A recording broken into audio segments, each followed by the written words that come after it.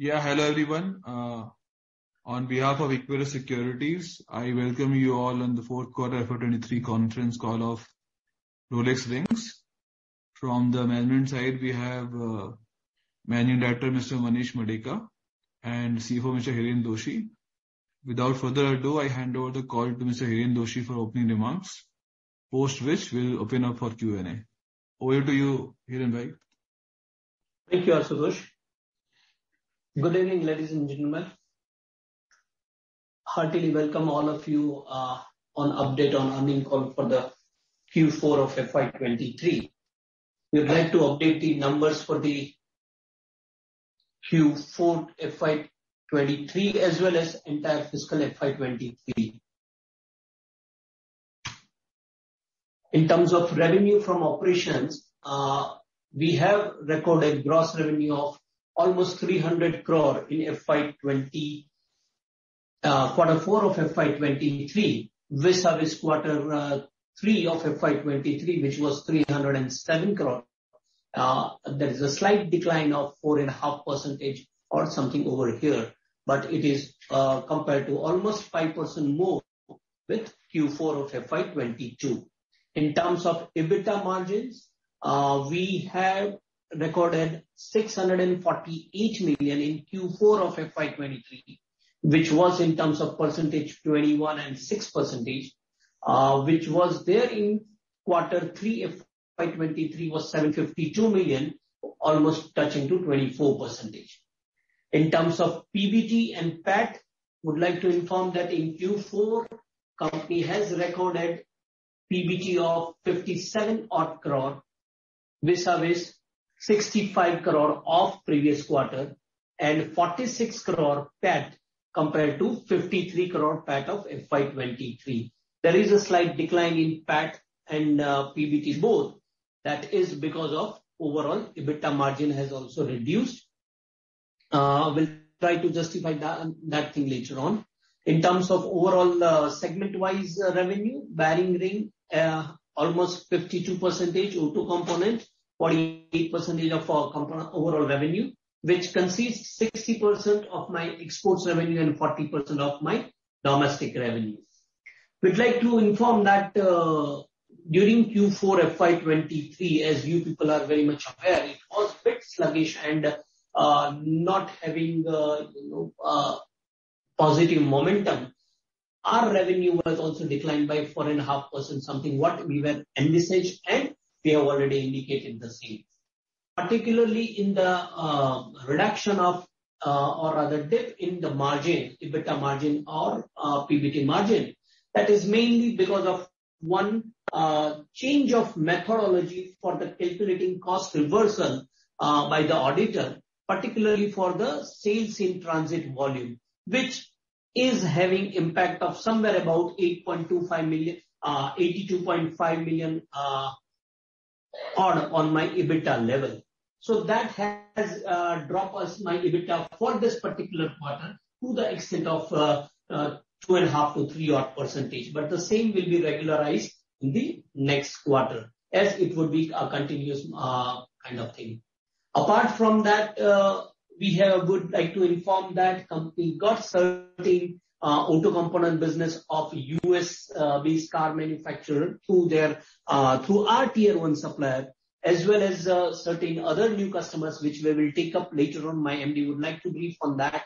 And again, one Indian leading car manufacturer has also awarded program for their EV as well as EV version of SUVs as well as normal SUVs.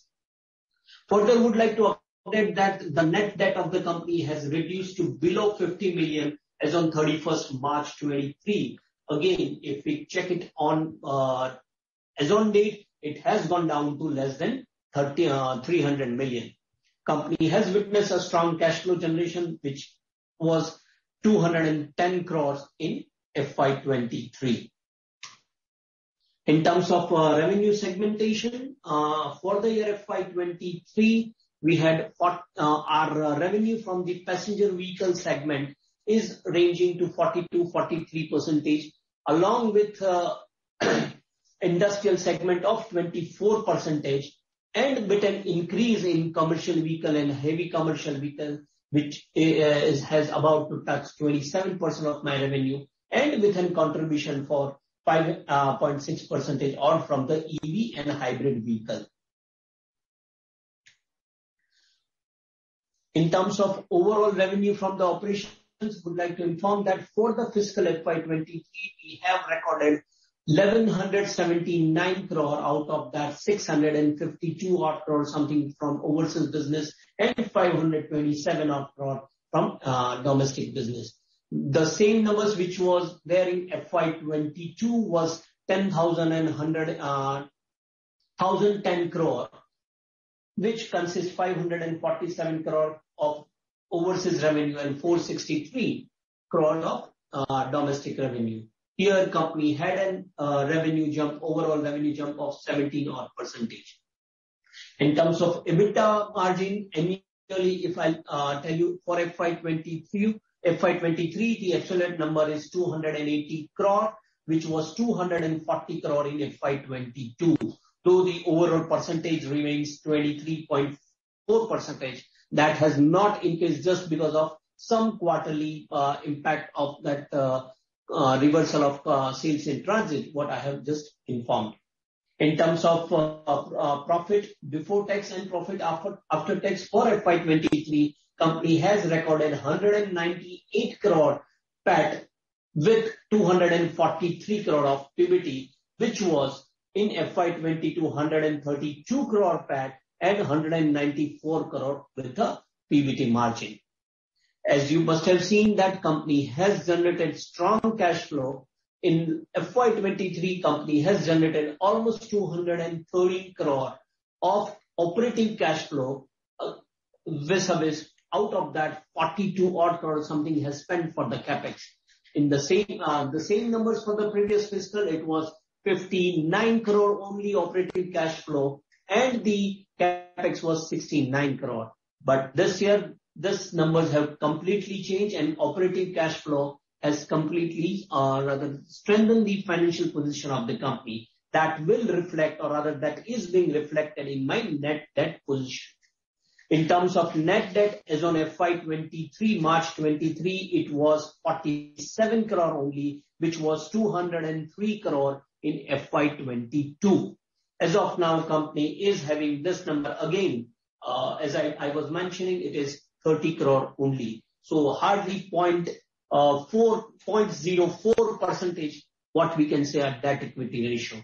In terms of ROE, return on equity, company has recorded 27% ROE in FY23, vis-a-vis 24% what it was there in FY22.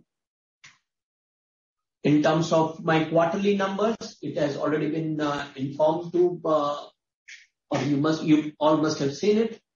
These are the detailed numbers along with my revenue numbers for the last 5 fiscal, which is there with you. You can very much check, and the financial, my balance sheet, wherein the significant reduction of my borrowings and quite financial strength position has improved. This is what, as far as the brief of the overall financial activity is concerned. Before I would like to open a session for Q&A, would like to inform that again, just for the repeating that in particular last quarter we had a EBITDA hit of somewhere about 82.5 million odd. That is just because of change of considering the cost of sales reversal, which is in transit.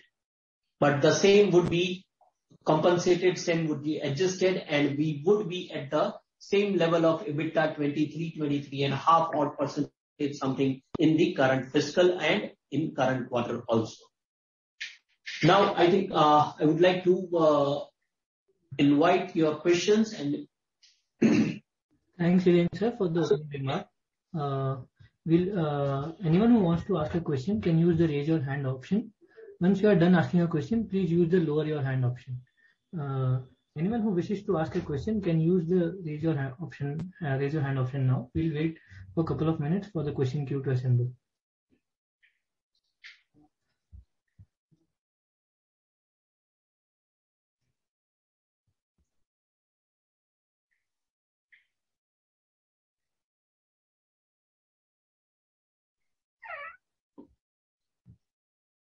We have our first question from Mr. Jason. Please unmute your line and ask your question. Yeah, hello. Am I audible? Yeah. Yeah. Thank you so much, sir, for taking my question. I just wanted to know in terms of, so 60% of your sales comes from exports, and of course, the US and EU are very key markets for you. So just wanted to know your, the business outlook in terms of both bearing rings as well as automotive components in terms of both these markets. You mean to say US and Europe, both this market or both the segment? Yeah. So in terms of what I wanted to ask is the business outlook. How are you seeing the demand panning out for automotive companies? You can say it one by one. How are you seeing both these markets growing in both the segments? See, definitely market is growing, but the pace at what we have expected, or rather what we have envisaged, it's not that at par. And even in our earlier discussions, I was just mentioning that the particularly first half of this current fiscal, it is more or less on the same line. We do not expect a significant growth, but particularly from second half of this fiscal and in next fiscal, the numbers or rather the projections and estimates shared by our customer, which they have already given us maybe before 4 months back also, they are still stick on that. And we expect to have the same momentum in terms of our monthly run rate and the overall growth rate, what we have already shared earlier. Because the let me tell you, for the Q4, couple of my European customers who were not aggressive in the Q2 and Q3 of the last fiscal, but in Q4 again they revived, or rather again they came back with these things. And we are also getting some good responses from the new customers. So the initial, before a few months back also, what we have indicated that the momentum or rather the growth rate of overall top line from US and Europe and overall my business, we are expecting somewhere in the range of 50% and we are getting definitely better numbers for the US, but European customers are also, we expect that slightly it will, they are going to move in a positive way. Okay, sure, sir. Thank you so much for that. And sir, just your thoughts also on, there is definitely talk about India being the sole shining light of growth, and recession hitting, the developed economies, especially US, Europe. Now, I just wanted your thoughts on this, that of course, when recession is there, customers look at more outsourcing and, so that, and, towards, cost-effective destinations such as India and Indian suppliers. So what is your view on that? I mean, if sometimes when recession happens, customers look at cutting costs as well. So this should actually help our business, it bodes well for Indian suppliers. So just wanted your views on that. Yeah. Yeah, definitely. Yeah. That is the reason our existing customers are increasing their plant in different countries. Like I give you example, one of our customers, they started with Poland, and now we are submitting sample for their Brazil plant, then USA plant, and Germany and Europe. Same way, bearing customers, they have also adding new facility, their facility in Europe and US. Like we started with USA, one of our customers, where the end customer is Tesla. Now we started bulk supply in Italy, Germany, 2 plant, and Mexico. So only because of the cost cutting, and I think because of China +1, they are adding this the new plant. Recently, we have 8 new customers where bulk has started in last 2-3 months. And one of our OEM customers in USA, in last quarter of 23, there was no supply because of the inventory. But from this quarter, they've again started at the same rate. So 70-80% what they were lifting before in the third quarter that they have already started. So that is the reason we are expecting 15% growth in this year also, both in auto component and bearing. Okay. Sure, sir. So those are all the questions from my side for now. I'll join back the queue. Thank you so much. Anyone who wants to ask a question can use the raise your hand option. We have our next question from Shilom. Please unmute your line and ask your question. Hi, thank you for the opportunity. I had a couple of questions. Firstly, looking at your PAT for this year and your tax rate, we're seeing an effective tax rate of about 18.6%, which is in line with what we saw in the past couple of quarters, as well as on a full year basis. And that seems to have really helped the PAT and PAT margin rise. But in FY22, we had a significantly high effective tax rate of over 30%. So, going forward, what would be a sustainable effective tax rate that we can expect? Is it going to remain at this level of about 18.5? Will it increase to 24-25%? See, basically, we should consider, current tax and deferred tax both separately, because the current tax is the line item which I'm supposed to pay to the government, and that is the tax rate what is applicable to me. Prior to this fiscal in FY22, till FY22, we were in the higher tax regime, or rather the marginal tax rate, which was 34.94%. And from this year onwards, FY23, we have chosen, the 115 BBA section of income tax, wherein my effective tax rate, tax payment rate would be 25.17%. So my current tax would remain 25.17%. And again, we have certain, because of this tax regime change and certain capex timing differences, we have certain deferred tax reversal, which was there at 16 crore, particularly in FY23, and which was very less, or rather not there in FY22. So the effective rate would, what you are showing in, rather what you are getting on FY23 numbers. So current tax would be at 25.17%. Okay, understood. But do we expect this kind of deferred tax credit to continue? We would be having at least in next 3 quarters in the current fiscal also. Okay, got it. Yeah. Thank you. My next question is on, so we saw a sharp fall in other expenses as well as in other income in Q4. I think other expenses fell about 25% odd, and other income also only at about 2 million. So could you shed some light on why both of these numbers have fallen considerably in Q4? See, first of all, I would like to tell you that other income, which was generally 6.5 million for the last 3 quarters almost, and in this particular quarter it was 2.48. Now the main crux is there, that is because of the foreign currency fluctuation what we had. As you better know that in Q4 of FY23, the fluctuation in US dollar and euro was very less compared to the earlier quarters. Apart from that, as you better know, to comply the accounting standards of India, we need to reinstate my all receivables payables. So particularly in Q3, I had a big, rather a huge amount of gain, which was somewhere about 95 million in terms of my restatement of debtors. Now, when I'm coming back to Q4, I need to reverse that thing. And for the Q4, I need to work out. But as I told you, that opening of Q4 and closing of Q4, there the currency gap was not that much. That's why we didn't have much of the other income in this particular quarter.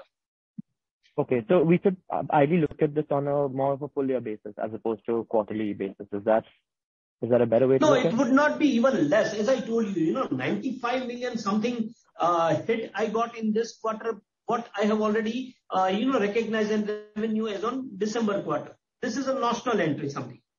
But if you check my realized gain in terms of Forex, it was to the, for the entire fiscal, it is somewhere about 16 to 17 million of this entire year. And you better know that last year, particularly in dollar and euro, we had a huge fluctuation. That's why.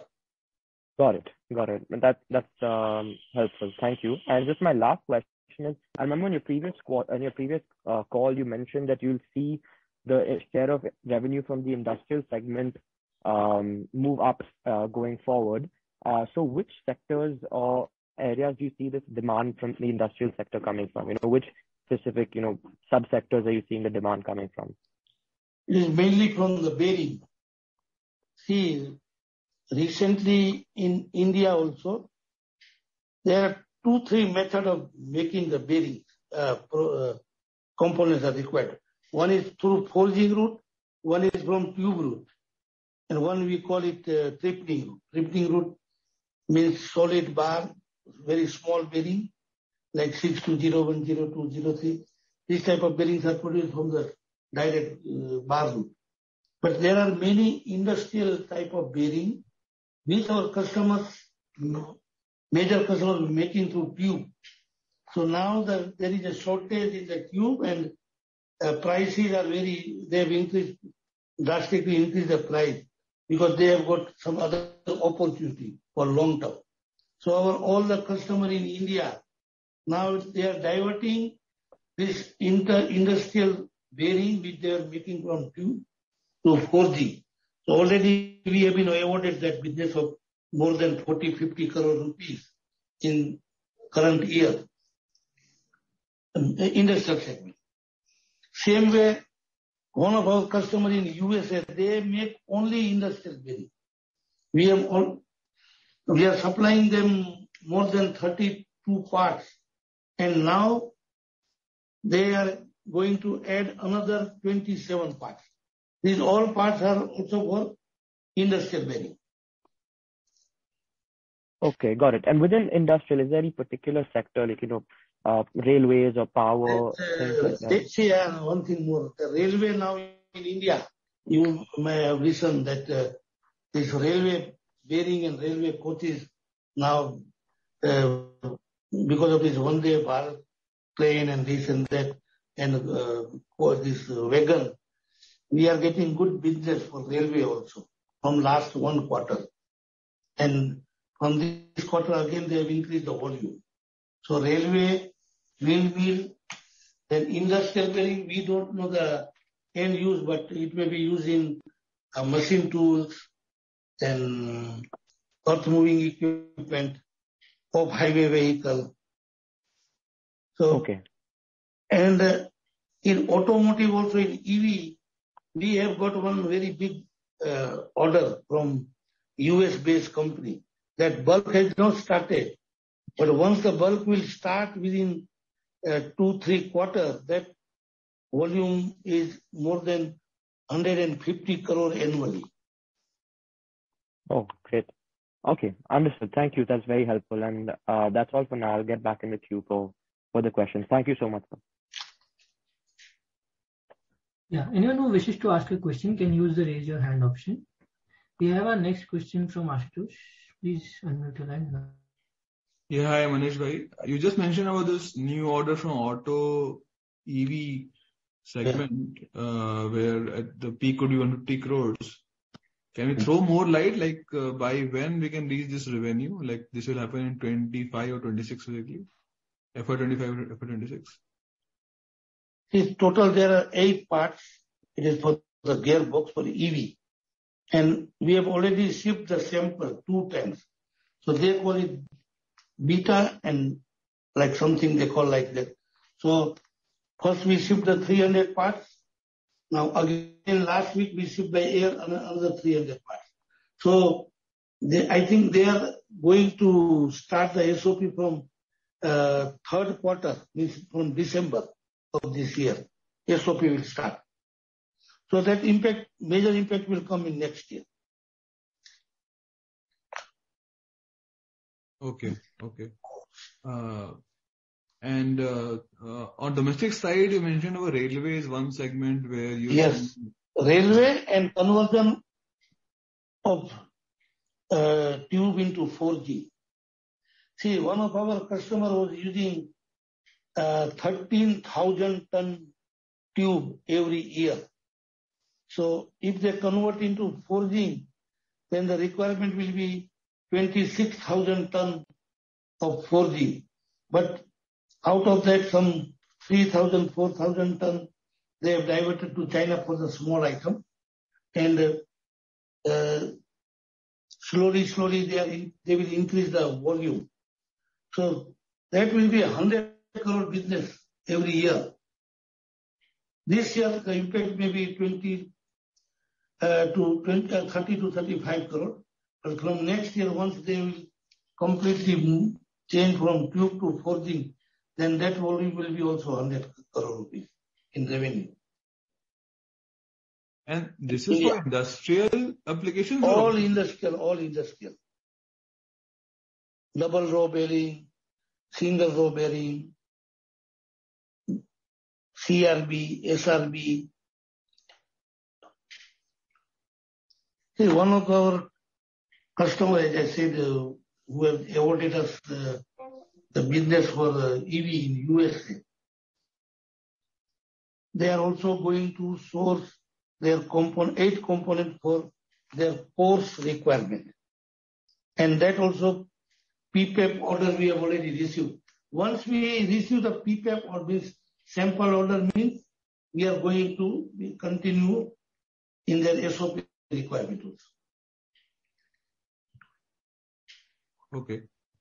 And can you provide some color, like say in FY23, the year passed by, or maybe last quarter of FY23, how much revenue came from the new customers which we have added in, say, last 1 year or 1.5 years? The new customers only. If you have data. Because there is a recession, but by adding this new customer, we have maintained our momentum.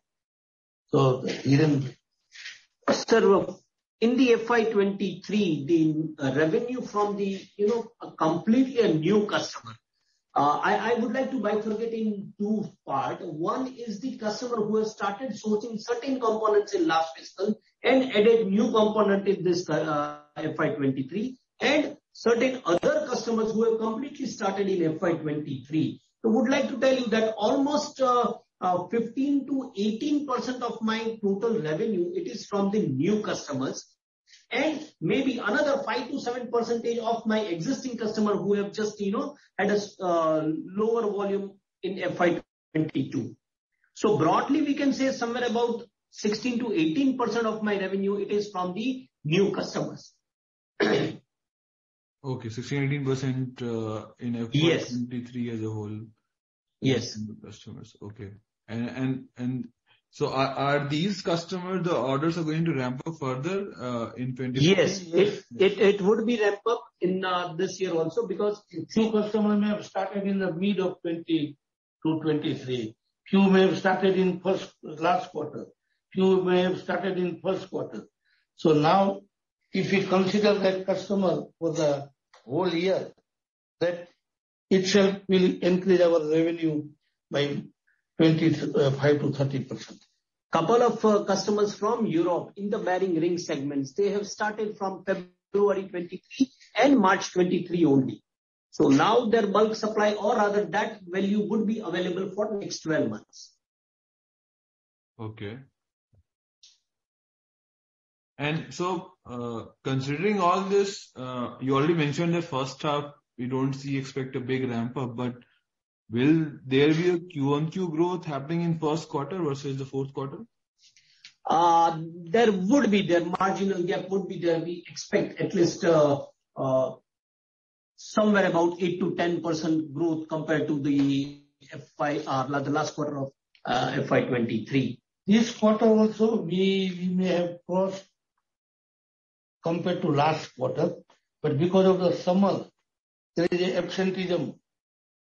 So that is also hammering our production.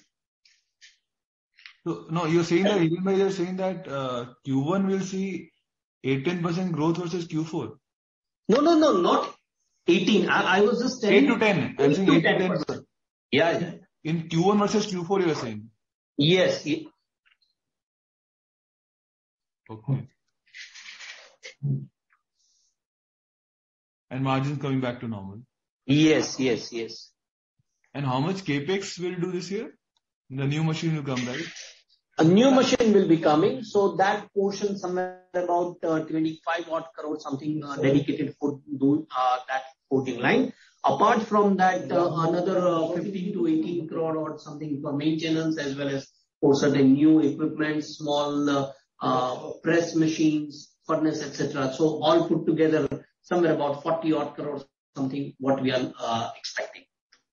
And our solar plant, the remaining 12 megawatt, will come up by when? And what kind of saving is solar, this 4 megawatt has already operationalized, though I'll be getting the revenue from April 23 onwards. And the remaining 12 megawatt, what we are expecting somewhere in mid of July, we expect to be operationalized.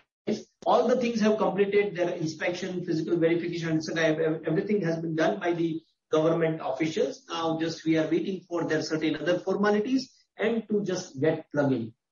Yeah. But there's some delay. I think earlier it was supposed to come up in June. Yes. We need to get it done from various nodal agencies, government authorities, and with many of this. So there might have some delay because. So there is no delay from our side in terms of equipment? No, not at all. Not at all. We have already, incurred in terms of this equipment acquisition, etc. It has already been done. And even let me tell you, in the month of February only, 80% was erection of everything. It was completed.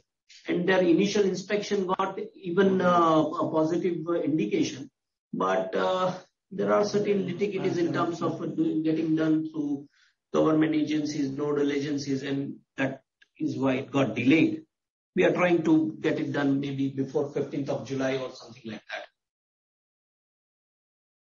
Okay. And this 4 megawatt, while you said that probably the savings or bookings will happen for April month, what kind of monthly saving will you get this 4 megawatt? 4 megawatt in terms of, let me tell you, somewhere about 50 lakh odd rupees per month. 50 lakh per month? Yes.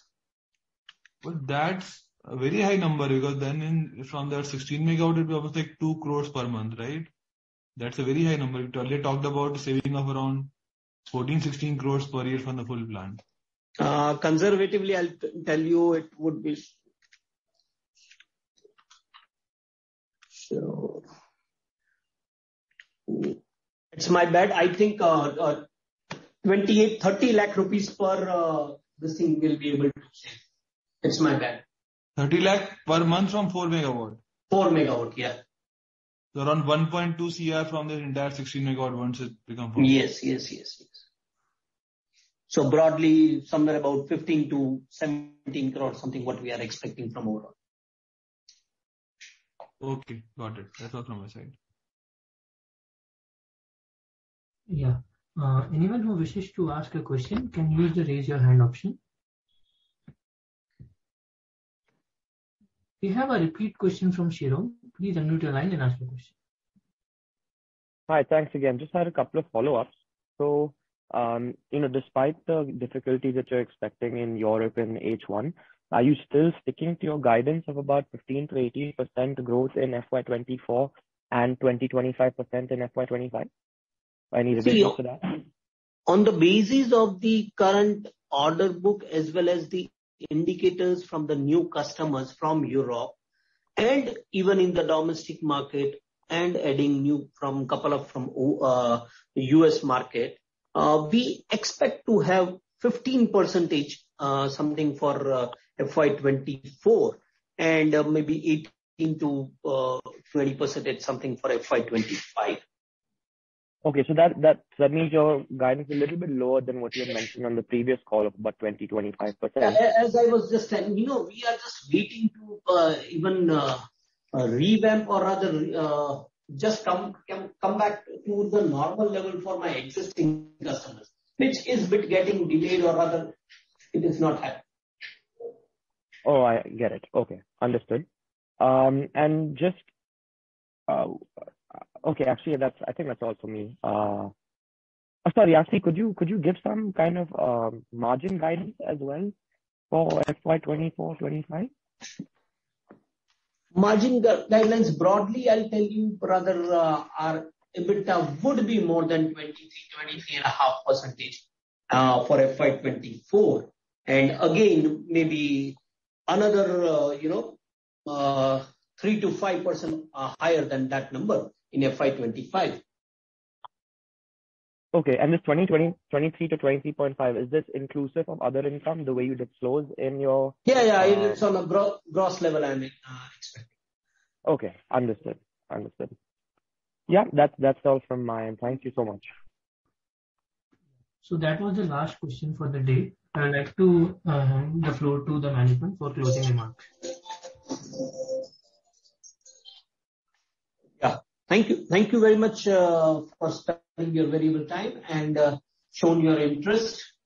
We would like to inform the investors as well as stakeholders of our company that management is very much keen to increase the spare capacity and trying to achieve the numbers what we have envisaged, and we would be having better profitability and top line growth in the current fiscal as well as in next year. Thank you. Thanks for joining. Thank you very much.